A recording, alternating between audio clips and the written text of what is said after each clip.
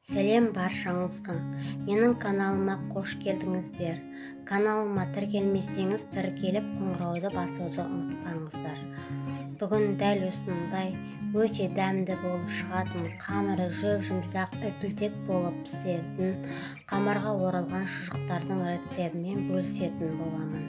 Менің рецебіме сіздер де дайындап көріңіздер. Қамыры өте нәп-нәзік, үп-үлтек болып, жүп-жұмсақ болып піседі. Видеоны соңына дейін тамашалап отырыңыздар. Ең алдымен қамыр илейтін ыдысымызға жұмыртқамызды құйып, оған қажетті мөлшердегі тұзды және қантты қосып, жақсылап араластырып аламыз. Қажетті заттардың барлығының мөлшері төмендегі описаниеден қарасаңыздар болады.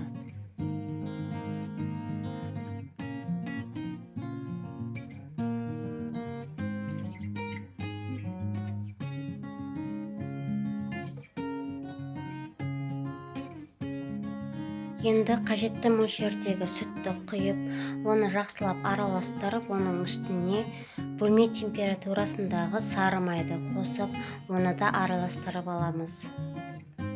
Сары майды ерітіп құйсаңыздар да болады.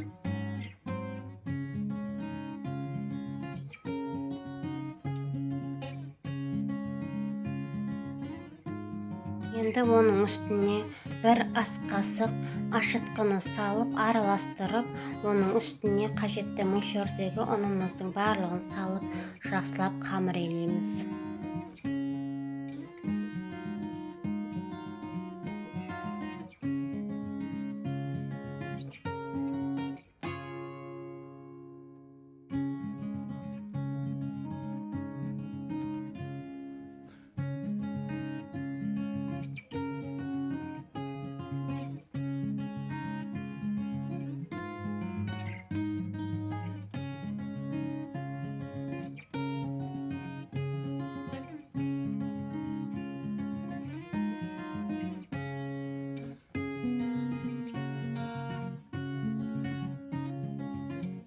Міне, дәл осындай жүп-жұмсақ, қолға жабыспайтын қамыр илейміз.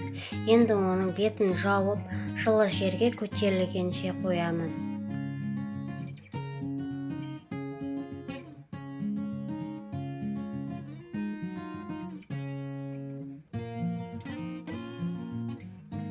Мен шұжықтарды екіге бөліп пайдаланатын боламын.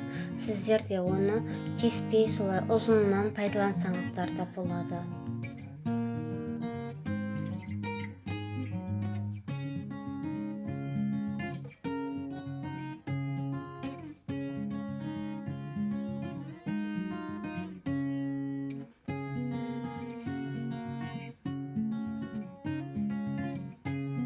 Көтерілген қамырды столдың үстіне ұн себе отырып жаятын боламын. Қамырдың қалыңдығын өзіңіз қалаған көлемде жайсаңыз болады.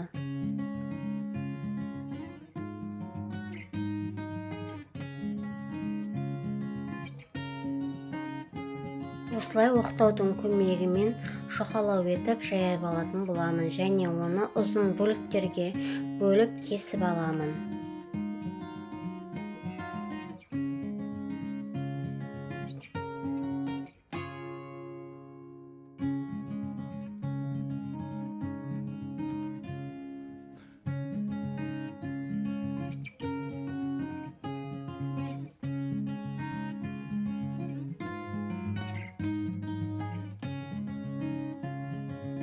Жайылған қамырдың барлығын осылай ұзынша етіп кесіп алып, енді оны дайын тұрған шұжықтарға дәл осылай орайтын боламын.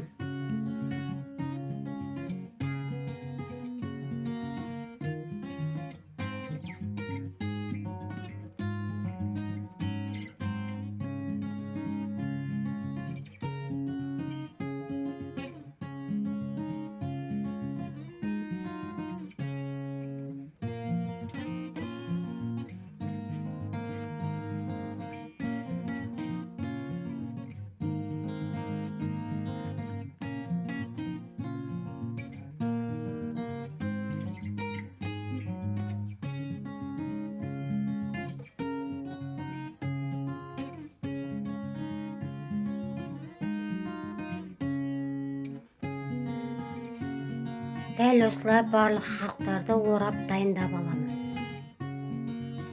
Дайын болған қамырға оралған шұжықтардың барлығын пісіретін табаға салып, оның бетіне жұмыртқаның сарысын жағып, және де оны қызып тұрған пеште 20-25 минутта пісіріп аламын. Егер де видео ұнаған болса, лайк басып, пікір қалдыруды да ұмытпаңыздар.